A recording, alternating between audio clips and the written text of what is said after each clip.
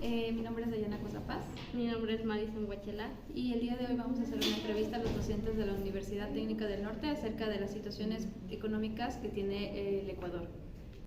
Buenas tardes con todos. El día de hoy vamos a hacer una entrevista al economista Javier Valenzuela. Economista, ¿qué piensa usted sobre los desafíos económicos que tiene el Ecuador para este 2023? Los desafíos económicos para el Ecuador, y ahí viene la segunda parte del tema, de las principales prioridades que tiene que tener el gobierno en temas económicos. Obviamente, esto afectaría el desempleo, pero no solamente el desempleo, sino todas las aristas que ello conllevan, ¿no? Por ejemplo, el incremento de la inseguridad, que es una de las preocupaciones más grandes que tenemos en este momento, y también el deterioro de la calidad de vida, ¿no? Puede ser el tema del incremento de pobreza, pobreza multidimensional,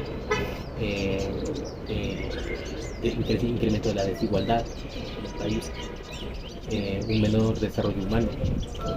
Todo eso, digamos, son cuestiones que debería preocupar al gobierno.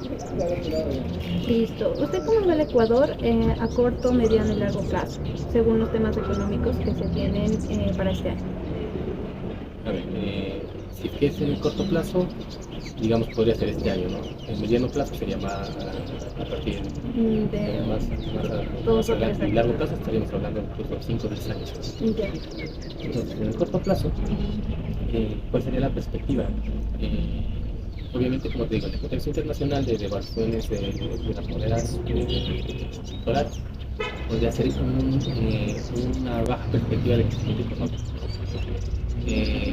Lamentablemente también veo cómo se incrementa el tema de la inseguridad, el incremento de la violencia en los centros constantes del país.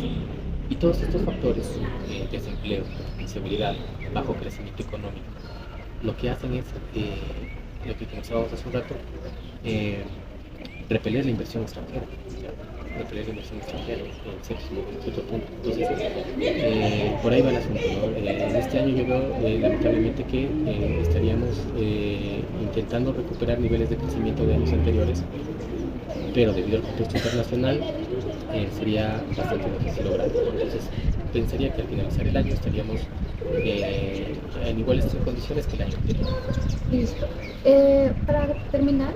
Pero me decías también del mediano y largo plazo, ¿no? Perdón. Ya, o sea, de seguir así, en el mediano y en el largo plazo, estaríamos viviendo, yo creo que un deterioro de las condiciones de vida de las personas, unos bajos niveles de consumo, ¿ya? Una mayor peso positivo en las fiscales del país que recae soportadas por la clase media. Es decir, la clase media, digamos, enfrentaría más dificultades. ¿Para qué? Para mandar a sus hijos a la universidad, no para mantener estudiando a sus hijos, para que todos los niños trabajen, en el hogar trabajen. Encontraría dificultades para realizar esto, dado el soporte que se imagínate esa carga fiscal en la clase media. Lamentablemente yo creo que viviríamos un retroceso de la clase media, una precarización de las condiciones de vida en el mediano plazo. Y esperamos que en el largo plazo esas cosas no conlleven, digamos, a una crisis insostenible, ¿no? Bueno, pero para finalizar, quisiera saber qué piensa usted sobre acerca de la migración que ahorita se está dando bastante en el país. ¿A qué te refieres? ¿A la migración de ecuatorianos al exterior sí. o de migración que recibimos?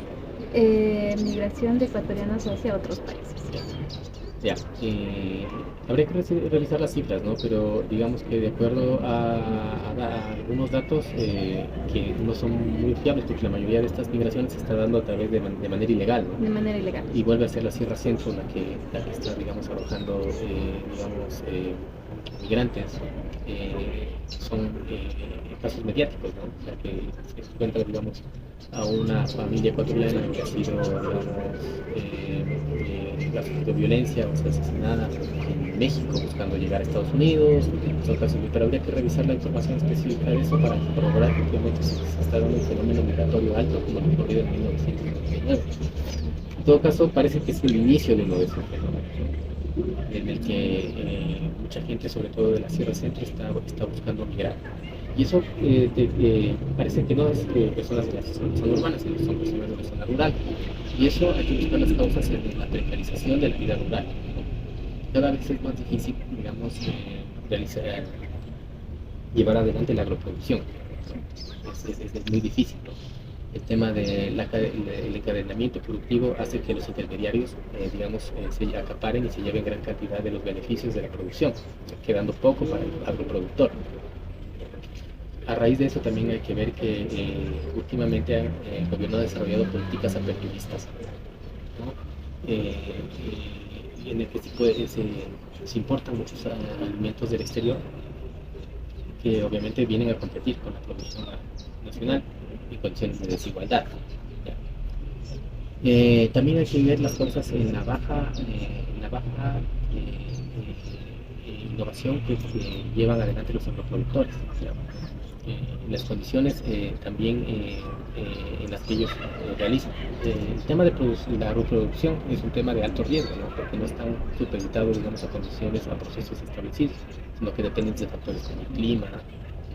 La cantidad de inversión, si utilizas o no utilizas ciertos productos como fungicidas, ¿no? Para aumentar la producción, disminuir la producción. Todo eso hace que el campo sea, la actividad del campo, ¿no? De producir, sea riesgosa. Ante eso, yo pienso que el Estado ahí debe jugar un papel fundamental, ¿no? ¿A través de qué? A través del establecimiento de lo que se denomina precios de sustentación, es decir, que los precios de determinados productos no bajen hasta niveles que los marca relativamente la propia demanda, ¿no? Sino que se tenga un techo establecido que permitan la mínima subsistencia de ese cultivo, de esa producción. La otra, que es, digamos, que es la que aplican otros países desarrollados, son directamente subsidiar a la producción, es decir, por el solo hecho de ser agroproductor, recibe una compensación económica para producir. O sea, también el tema de capacitación en mejores técnicas productivas para, digamos, dejar descansar el suelo, mejorar los ciclos productivos, establecimiento de herbicidas o de elementos químicos que no alteren, digamos, de manera drástica la producción, ¿ya? Sino que permitan, digamos, diferenciar una producción orgánica, no sé, o determinadas producciones con implementación de conocimiento. En eso, digamos, que son las políticas públicas que se desarrollan, y también en el tema de crear todo un sistema agroalimentario, ¿no? Es decir, que estén involucrados desde el Estado, la empresa privada, en los territorios, establezca relaciones con las unidades agroproductivas para especializar el territorio. Por ejemplo, aquí tenemos Internet, aquí se produce café, caña, y digamos que ahí deben estar ya digamos, asociados una industria cañicultora, una industria cafetera, debe estar la empresa, debe estar todo el tema de los GATS involucrados, el gobierno central, todos ellos articulando acciones para, digamos, conectar esas actividades, ¿no? Eso es un sistema ya que mejor permite crear lo que se conoce como sistemas agroalimentarios, ¿no? En las localidades. Eso sería lo que falta. Tecnificar, riego, todos esos temas que el Estado puede contribuir. Listo, muchas gracias. Esto ha sido todo por... Buenas tardes, ingeniera. En esta tarde le venimos a entrevistar al propietario de la empresa Karma, ingeniero Luis Huachelá, sobre el tema de los problemas económicos actuales en el Ecuador. Ingeniero, ¿me podría ayudar con unas preguntas, por favor? Claro, señorita. Y primeramente me presento, Luis Huachelá. Estamos aquí, bueno, dando la bienvenida a la señorita estudiante, ¿no? Y esperando poderle hacer un aporte para la entrevista o para su nota, no sé, en la universidad. ¿Me podría ayudar con las preguntas? ¿Cree usted que la economía del Ecuador es estable?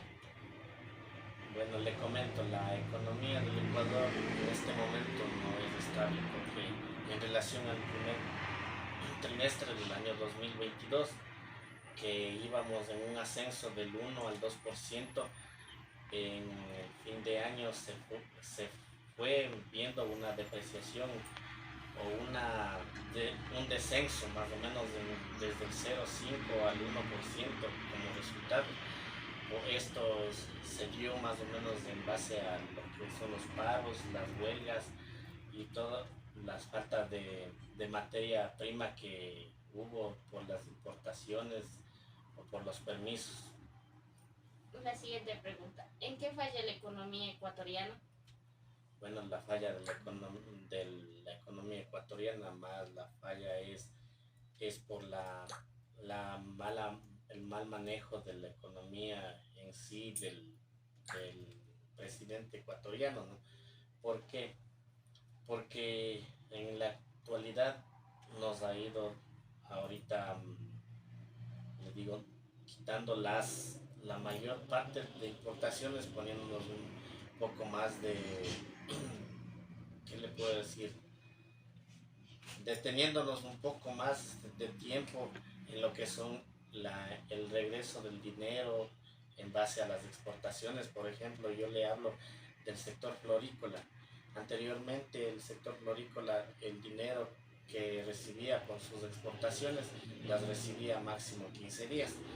Hoy con este nuevo reglamento del presidente se lo está efectivizando al ecuatoriano o al exportador, se le está efectivizando sus dineros en un mes y medio, el cual viene afectando mucho a la economía del Ecuador, puesto que ellos trabajan con el dinero que tienen por recibir, que es el fruto de sus exportaciones. Siguiente y última pregunta. Desde su punto de vista, ¿cuál cree que es una buena solución para mejorar la economía? Una parte para mejorar la economía creo que sería el buen manejo de los recursos, la buena dirección de los exportadores. Como les decía en la anterior pregunta, es que el gobierno nos dé la facilidad de que a los exportadores puedan recibir su dinero en menor tiempo digamos, esto es porque tiene que realizar sus gastos para exportación. Bueno, y dar el respectivo apoyo, en este caso al sector florícola, que deben tener, creo, una asociación la cual sea siempre escuchada y respaldada para que las exportaciones sean más fluidas, puedan darse continuamente y que todo venga con buenos resultados y el dinero en base a las exportaciones, como le decía, que nos retorne más rápido. Eso sería en cuanto al mejoramiento que se podría dar. Muchas gracias por la entrevista, ingeniero Luis Huachelá. Bueno, yo le agradezco mucho a la señorita y esperando que pueda servirle esta encuesta. Sus exportaciones. Siguiente y última pregunta. Desde su punto de vista, ¿cuál cree que es una buena solución para mejorar la economía? Una parte para mejorar la economía creo que sería el buen manejo de los recursos, la buena dirección de los exportadores. Como les decía en la anterior pregunta, es que el gobierno nos dé la facilidad de que a los exportadores puedan recibir su dinero en menor tiempo digamos, esto es porque tiene que realizar sus gastos para exportación. Bueno, y dar el respectivo apoyo, en este caso al sector florícola, que deben tener, creo, una asociación la cual sea siempre escuchada y respaldada para que las exportaciones sean más fluidas, puedan darse continuamente y que todo venga con buenos resultados y el dinero en base a las exportaciones, como le decía, que nos retorne más rápido. Eso sería en cuanto al mejoramiento que se podría dar. Muchas gracias por la entrevista, ingeniero Luis Huachelá. Bueno, yo le agradezco mucho a la señorita y esperando que pueda servirle esta encuesta. Buenas tardes, ingeniera. En esta tarde le venimos a entrevistar al propietario de la empresa Karma, ingeniero Luis Huachelá, sobre el tema de los problemas económicos actuales en el Ecuador. Ingeniero, ¿me podría ayudar con las preguntas, por favor? Claro, señorita. Y primeramente me presento, Luis Huachalá. Estamos aquí, bueno, dando la bienvenida a la señorita estudiante, ¿no? Y esperando poderle hacer un aporte para la entrevista o para su nota, no sé, en la universidad. ¿Me podría ayudar con las preguntas? ¿Cree usted que la economía del Ecuador es estable? Bueno, le comento, la economía del Ecuador en este momento no es estable porque en relación al primer trimestre del año 2022, que íbamos en un ascenso del 1 al 2%, en el fin de año se fue viendo una depreciación o un descenso más o menos desde el 0,5 al 1% como resultado. Esto se dio más o menos en base a lo que son los paros, las huelgas y todas las faltas de materia prima que hubo por las importaciones o por los permisos. La siguiente pregunta. ¿En qué falla la economía ecuatoriana? Bueno, la falla de la economía ecuatoriana, más la falla es por el mal manejo de la economía en sí del presidente ecuatoriano, ¿no? ¿Por qué? Porque en la actualidad nos ha ido ahorita, le digo, quitando la mayor parte de importaciones, poniéndonos un poco más de, ¿qué le puedo decir? Deteniéndonos un poco más de tiempo en lo que son el regreso del dinero en base a las exportaciones. Por ejemplo, yo le hablo del sector florícola. Anteriormente el sector florícola, el dinero que recibía por sus exportaciones, las recibía máximo 15 días.